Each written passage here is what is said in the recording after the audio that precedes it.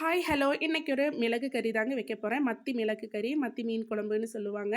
இது வந்து கொடம்புளி. இது வந்து நல்லதுங்க ரொம்ப ரொம்ப. இது கொடம்புளி வச்சு தான் இன்னைக்கு வந்து மீன் குழம்பு செய்ய போறேன். ஃபர்ஸ்ட் ஆஃப் ஆல் எல்லா காயும் எடுத்து வச்சுட்டு, இப்ப எண்ணெய் ஊத்திட்டு, கடுகு பொரிஞ்சதுக்கப்புறமா வெந்தயம் சேர்த்துக்கிறேன். வெந்தயம் சேர்த்துட்டு நல்லா பொரிஞ்சதுக்கப்புறமா வெங்காயம், இஞ்சி பூண்டு பேஸ்ட்டு போட்டுட்டு, அதுக்கப்புறமா கொஞ்சம் வதக்கிட்டு, அதுக்கப்புறமா வெங்காயத்த சேர்த்துக்கோங்க. வெங்காயம், அதே மாரி பச்சை மிளகாய், கருவேப்பிலை எல்லாத்தையுமே போட்டு நல்லா மூடி வச்சுக்கோங்க. நல்லா வதங்குனதுக்கப்புறமா கொஞ்சமா கல்லுப்பு சேர்த்துக்கிறேன்.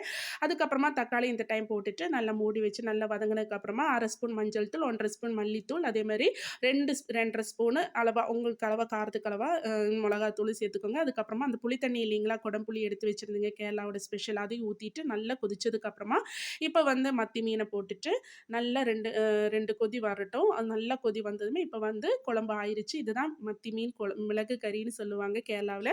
உங்களுக்கு எல்லாருக்கும் கேரளா ஃபுட்டு, ஹெல்த்தி ஃபுட்டும் பிடிச்சிருந்தா என்னோட சேனல சப்ஸ்கிரைப் பண்ணி வச்சுக்கோங்க. ஓகே, பாய்.